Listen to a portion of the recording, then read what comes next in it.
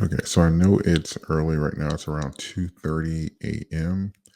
and I wanted to do an update because this is what we were talking about earlier in today's video because we've had 5 consecutive days where we've closed higher, and right now we're seeing a sell-off across the market. It's not just Dogecoin, but I wanted to zero in here because we were talking about where we were going to grab that liquidity from in my last Dogecoin video, and this is the search for liquidity. Right now, you've seen the drop. We went down to as low as 1233, and we're back up over 13 now. Now this is the negotiation. This is where Dogecoin is looking for, where am I going to grab the liquidity from? Where am I going to get the strength to maintain this level or go higher?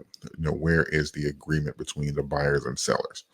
And this is what I meant by having these bigger candles, is because we have to establish that next floor to go to the next level, which is something like this, or to give you a better idea, Bitcoin has been doing a really good job at it, which is right here. All right, so you have the bigger candles, but now the candles got really small. But what you're doing is you're building out that floor. You're having that negotiation between buyers and sellers, and that builds out a floor. So when you go to the next level, it's established where additional liquidity is going to come from. So this is where Doge is coming into the negotiation here to establish this floor here. Probably have some sideways movement, maybe at around 13 cent.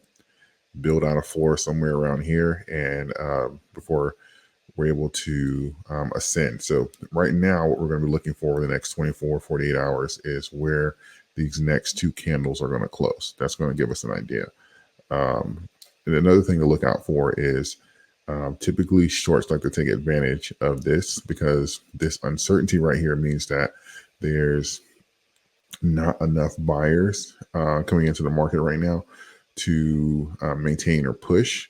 And the sellers, they're not necessarily selling to push it down, but there's buyers and sellers coming in. So right now, this is why you have this candle being so violent going up and down. So shorts typically like to come in now and try and create some downward pressure to get it to close lower. So we'll see. Right now, shorts looks like they're taking advantage of this and probably coming out of their positions. I see they're down 5%. But just to kind of expect it, if you see, well, I say if you see, but if you are charting this, or for my next video, we'll see if they'll do a swap or if we'll see a spike up.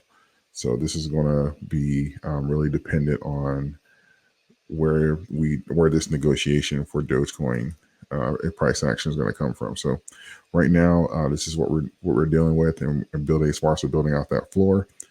And we will see where this candle closes. I imagine we'll have an idea of where the liquidity is going to come from. But just so you know, this is the trend to 16.